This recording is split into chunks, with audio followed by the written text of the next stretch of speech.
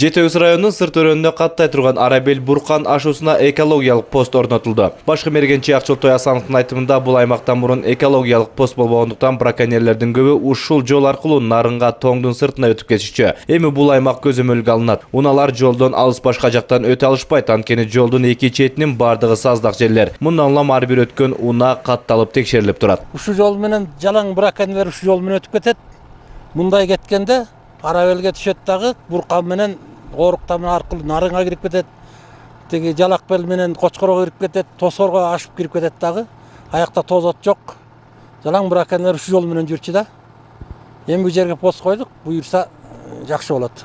Эске салсак, былтыркы жылы Жети Өз районунун сырт өрөөнүнө аңчылык кылуу токтотулуп, көзөмөл күчөтүлгөн. Бул иш оң жыйынтыгын берген. Мындан улам быйылкы жылы Тоң районунун сыртына дагы аңчылыкка чыгуу токтотулуп, экологиялык посттор орнотулат.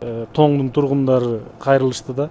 Ушундай Жети Өз сыртына былтыр жаптыңар эле, көп киши биз жакта болуп эле, биз жакта да көп болуп атат деп. Эми быйылкы жылда биздин планыбызда ушул Тоңдун сыртындагы ушундай убактылуу токтотуп, биз кичинеден чактап өзүбүздүн алыбызга жараша жаап, ошол жерден бир майнап чыккыдай кылышыбыз керек да.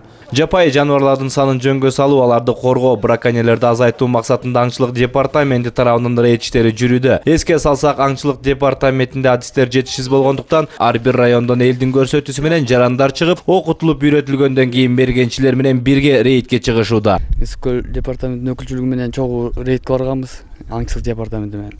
Штаттан тышкаркы инспектор болгонбуз. Мылтык менен алышкан учурлар болот экен, суу кечкен учурлар болот экен, кууш майлар болот экен, жол татаал экен. Мисалы көчө мылтыктар кармалды, ошолорду эметкенде кууганда эми колуңда эчтеке жок болсо любой жерден эле эме да. Мылтыкчан кишини кууш кыйын эле да. Ошой. Эми буларды көп жылдан бери иштеген кишилер экен, опыт бар экен, туш-туштан чыгышып кармашты. Учурда аңчылык кылууга уруксат жок. Мындан улам бир аркар кулжа аю атып кармалгандар 400 000 сом айып төлөшөт. Ал эми тоо эчки текелерин атып кармалгандар 55 000 сом айып төлөшөт. Талайбек Илипаев, Жакшылык Чортонов, ЛТР Арабел Буркан ашуусу, Ысык-Көл облусунан.